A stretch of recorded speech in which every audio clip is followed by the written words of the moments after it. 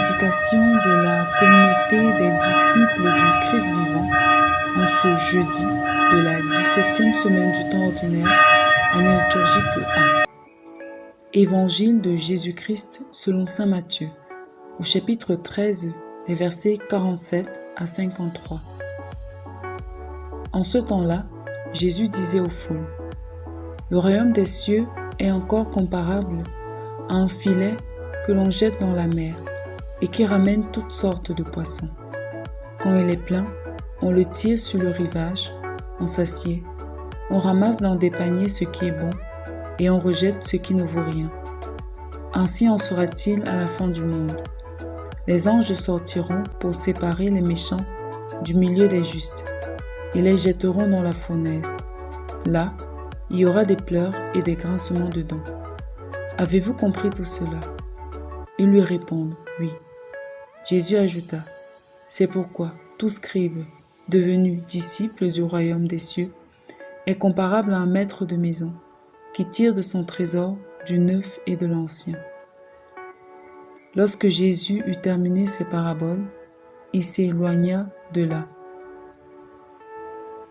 Acclamons la parole de Dieu.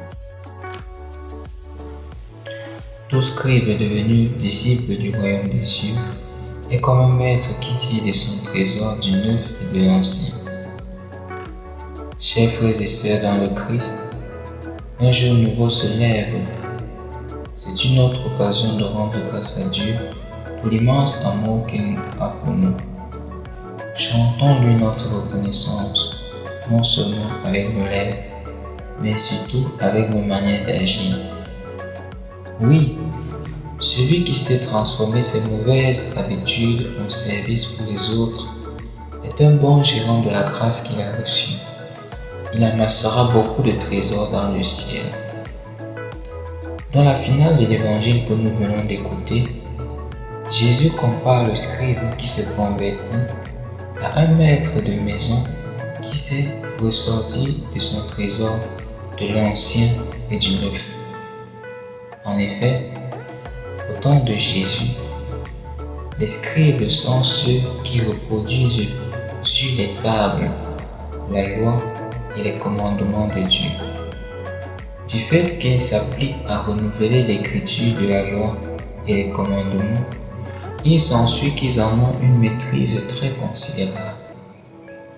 Le bénéfice du scribe, disciple du royaume des cieux, est qu'il applique désormais les lois, non plus pour les appliquer, mais avec amour et parce qu'il a compris effectivement de quoi il est question. C'est-à-dire que ce n'est pas la loi à tout prix, mais d'abord l'esprit de la loi.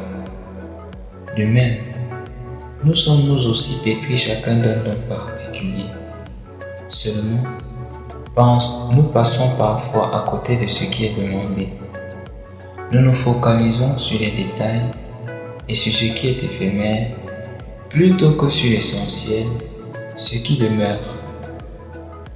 Être capable de tirer de son trésor de l'ancien et du neuf, c'est à notre niveau revoir la manière avec laquelle nous nous acquittons des bénédictions de Dieu.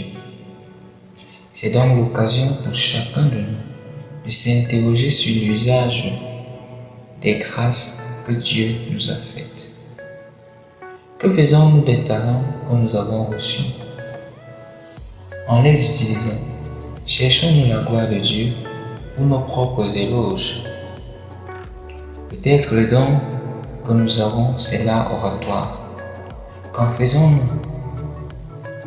Et si nous avons le don de chanter, le mettons-nous au service de toute la communauté et de l'Église entière qui est le corps du Christ? Les exemples peuvent se multiplier. L'essentiel est de trouver comment nous régissons les largesses du Seigneur dans nos vies et de voir dans quelle mesure rendre toujours meilleur l'usage que nous en faisons. Prions. Seigneur, fais de nous de bons gérants de ta grâce, de tes grâces, pour que les autres puissent bénéficier de ta bonté envers nous. Intercession. Prions pour nos dirigeants afin qu'il conduise les personnes qui sont sous leur pouvoir avec la crainte du Seigneur. Marie, co-rédemptrice du genre humain, intercède pour nous. Exercice du jour. Évaluez comment nous administrons nos dons. Amen.